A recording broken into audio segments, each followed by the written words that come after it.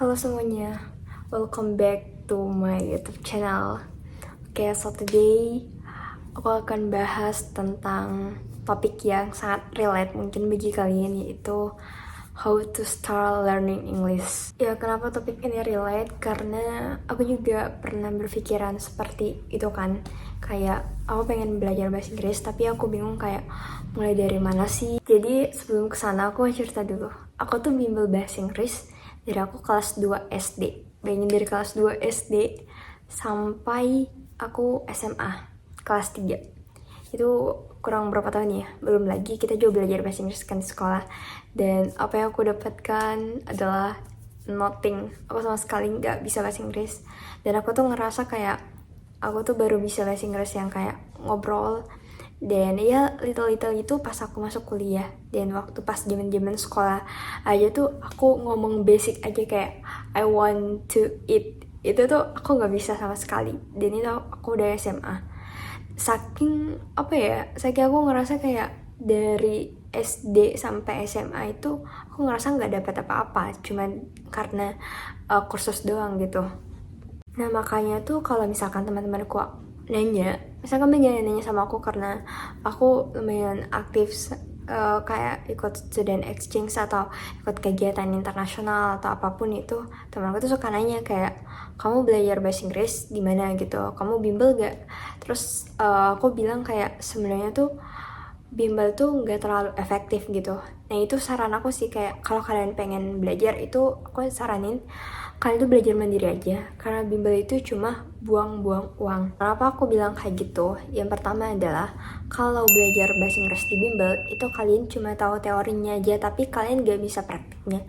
Kayak di sekolah kita tuh sering banget diajarin kayak penulisan bahasa Inggrisnya kayak subject, terus to be, terus object. Nah percuma kalau kalian cuma tahu itu doang, tapi pas kalian ngomong kalian bingung nih kayak gimana ya cara mulai ngobrol kayak gitu. Jadi sama sekali aku nggak dapat praktisnya apa aja. Dan ya praktisnya, kalaupun praktisnya tuh kayak di bimbel aku tuh dulu kayak aku udah SMA kelas 1 tapi masih diajarin kayak perkenalan pakai bahasa Inggris, dan itu menurutku basic banget gitu, dan itu nggak terlalu penting. Yang kedua yang aku bilang kurikulum di bimbel bahasa Inggris itu kurang efektif, karena kalau kalian tahu di dalam satu kelas itu kan biasanya minimal aja 15 orang, dan biasanya tuh dibuat segeneralis mungkin, dan biasanya kurikulumnya juga nggak terlalu bagus gitu, maksudnya kayak dasar banget dan basic yang kayak aku bilang.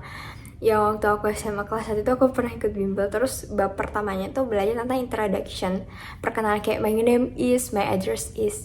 Menurutku tuh untuk anak SD dan itu nggak terlalu penting. Terus kita juga diajarin untuk memperkenalkan teman kalian, dan menurutku hal kayak gitu tuh kalian bisa belajar secara mandiri gitu. Kenapa harus ikut bimbel? Yang ketiga yang aku bilang dalam satu kelas itu ada minimal 15 orang gitu. Nah, kemampuan kalian itu pasti beda-beda dan gak bisa mencakup semuanya. Jadi kalau misalkan di bimbel, misalkan bab 1 nih, introduction, kalian harus bisa memahami itu dalam satu kali pertemuan. Dan misalkan dalam satu pertemuan itu kalian gak paham, tapi teman-teman kalian gak paham, dan karena ngikut kurikulum itulah minggu depan kita harus next ke bab selanjutnya, tapi kalian masih belum paham gitu. Gak mungkin kan kalian tuh pasti kayak diajarin aja, kayak belajar aja ulang-ulang materinya, kalian gak bakal diajarin lagi gitu. Itu adalah 3 alasan terbesar aku kalau misalkan kalian memutuskan untuk pengen bimbel. Kalian pikirin aja apakah kalian bisa ngebantu waktu kalian. Tapi kalau dari aku sendiri, aku tidak terlalu menyarankan untuk bimbel, walaupun bimbelnya tuh privat juga. Menurutku privat itu tetap ada kurikulumnya, dan kalian mau paham atau nggak paham itu materinya nggak bakalan keulang 2 kali kalau misalkan kalian udah keluar dari schedule kurikulum dari bimbel itu. Kalian belajar sendiri kan kalian lebih fleksibel gitu, kalian nggak paham materi ini kalian bisa ngulang lagi, atau kalian bisa lanjut next. Nah, so the question is, terus gimana dong cara belajar bahasa Inggris? Pertama dan yang paling penting adalah niat. Itu kalian niat dulu, karena kalau kalian gak ada niat, kayak aku nih gak pernah ada niat untuk belajar bahasa Inggris, tapi aku ikutin terus bimbel karena cuma disuruh orang tua gitu, kayak gak masuk gitu. Terus yang kedua adalah tentukan goals kalian. ini paling penting.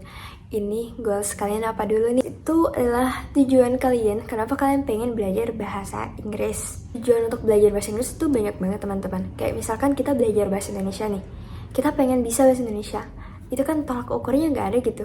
Indonesia kan itu banyak kayak public speaking. Kalau misalkan kalian pengen ningkatin public speaking kah, kalian pengen jadi MC, terus kalian pengen jadi penulis novel, terus penulis jurnal atau research begitu, itu kan banyak banget.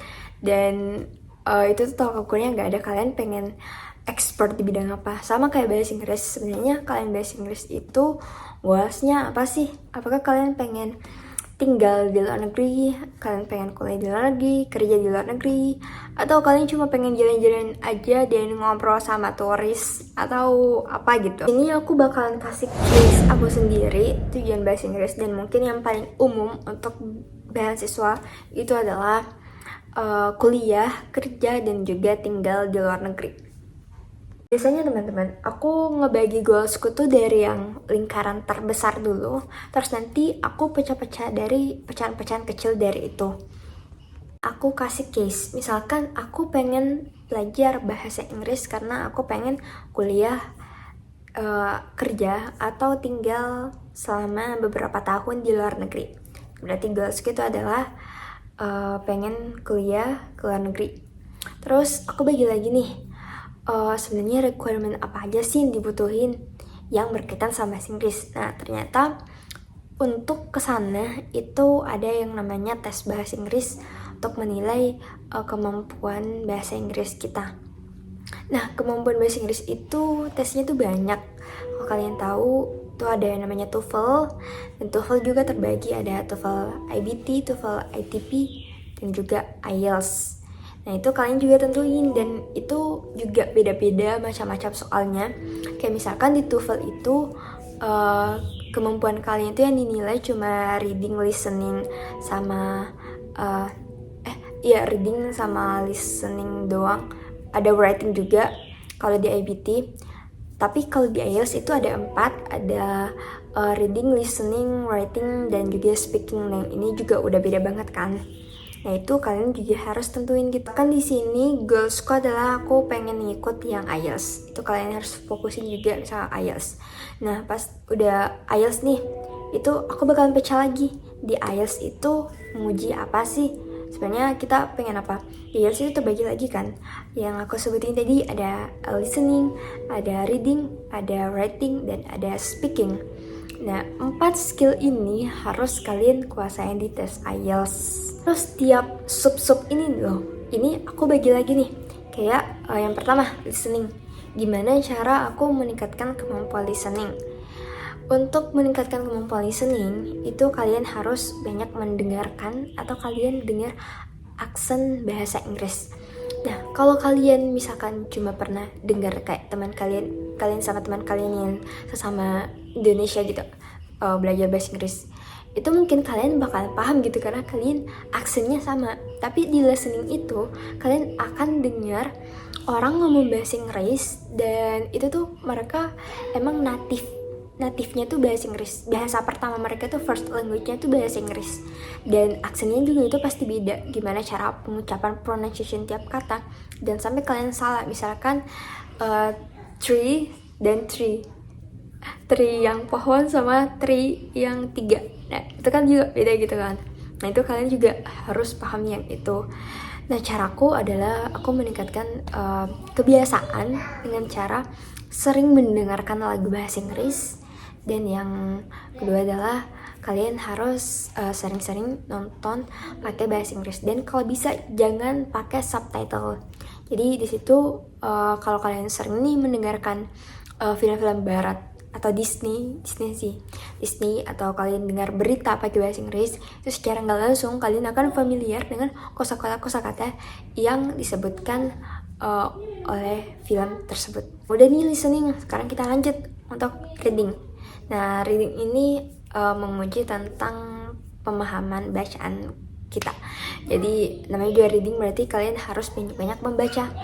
Kebiasaan yang harus kalian harus tingkatkan di sini adalah kalian harus banyak-banyak membaca buku berbahasa Inggris. Karena kenapa? Karena sebenarnya di reading itu kalian gak perlu paham tiap grammar atau kosakatanya kayak gimana, apakah dia udah memenuhi subjek, predikat, objek gitu. Tapi itu yang terpenting adalah apakah kalian paham setiap paragraf yang disampaikan oleh teks tersebut. Makanya dengan kalian membaca nih, kalian kan membaca tuh kalian kayak curious gitu, ini tuh bukunya tuh bahas tentang apa sih. Jadi biasanya tuh kalau aku membaca itu aku nggak sekedar membaca, tapi aku coba memahami. Jadi jangan cuma membaca aja, tapi kalian juga harus pahami buku itu. Jadi misalnya kalian membaca bab 1 judulnya apa, kalian pahami nih tiap paragraf. Oh, ini paragraf itu kayak gini, maunya kayak gini. Itu kalian analisis, dan misalkan ada kata yang gak familiar sama kalian, itu kalian cari katanya, terus kalian catat. Karena di situ akan menambah kosakata baru sama kalian. Karena reading itu yang paling penting adalah tentang kosakata kalian kan. Kalau kalian kosakatanya banyak, bagus, kalian akan paham tiap konteks itu. Dan FYI aja, di reading itu soalnya tuh akademik banget dan bakalan susah, karena biasanya tuh teks-teksnya itu dari jurnal atau surat kabar, dan bisa aja kalian nggak expert di bagian itu. Misalkan aku dari jurusan teknik biomedis, otomatis aku taunya tentang teknologi sama kesehatan kan, tapi bisa aja kan di teksnya tuh bakalan muncul tentang politik di Australia atau di Amerika. Itu kan asing banget gitu kan bagi aku, dan nggak mungkin setiap kata itu aku nggak ngerti gitu. Nah, dengan memperbanyak kosakataku, aku tuh bakal meningkatkan, aku bisa guess gitu, kayak oh kayaknya maksudnya kayak gini deh, soalnya ada kata ini gitu. Nah, itu kalian bisa nebak-nebak gitu walaupun kalian nggak persis tahu tiap kosakata. Yang ketiga adalah kemampuan writing. Kemampuan writing itu adalah kemampuan untuk menulis. Nah, di sini aku saranin kalian untuk sering menulis. Biasanya aku sering menumbuhkan kebiasaan untuk menulis di Medium. Itu aku pakai Medium, misalkan aku cerita-cerita nih, itu bebas kamu cerita apa, mulai dari self atau kebiasaan kalian. Itu tuh dengan menulis itu kalian akan menumbuhkan apa ya, kayak kalian tuh semakin terstruktur caranya. Kalian pengen ngobrol tuh mulai dari mana sih, openingnya bagaimana, isinya gimana, closingnya bagaimana. Nah, itu tuh yang paling penting di writing juga, karena itu akan membiasakan kalian untuk memulai dari mana dalam satu kalimat gitu. Yang terakhir adalah kemampuan speaking. Speaking itu adalah ngobrol atau berbicara. Nah, biasanya ya contohnya kayak misalkan di sini aku kan ngobrol sama kalian.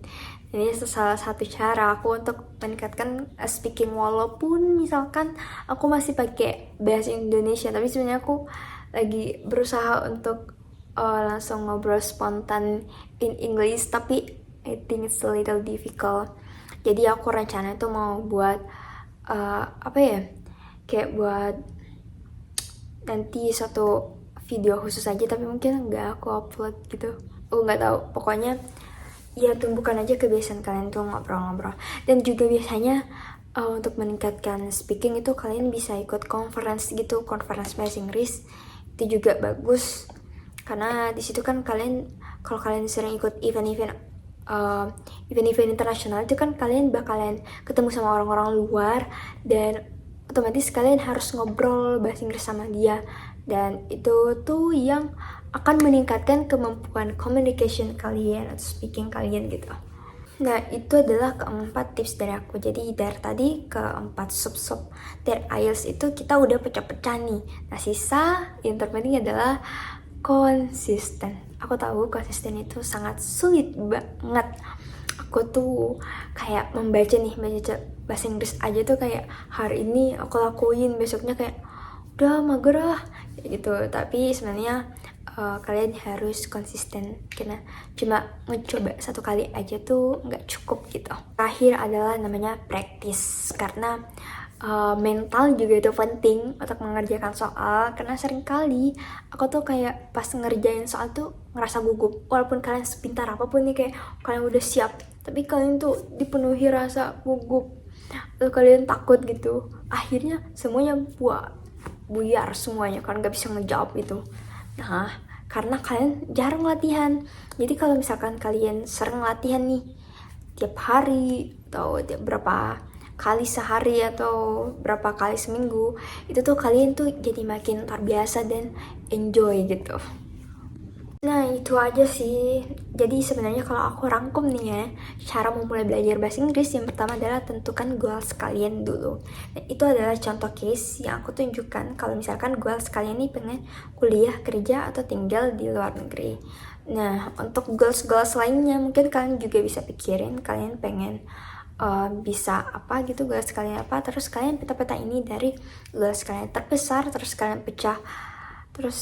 pecah-pecah jadi goals-goals terkecil sampai akhirnya goals yang paling kecil itu kalian put, terus kalian taruh itu jadi kebiasaan, habits atau daily life gitu.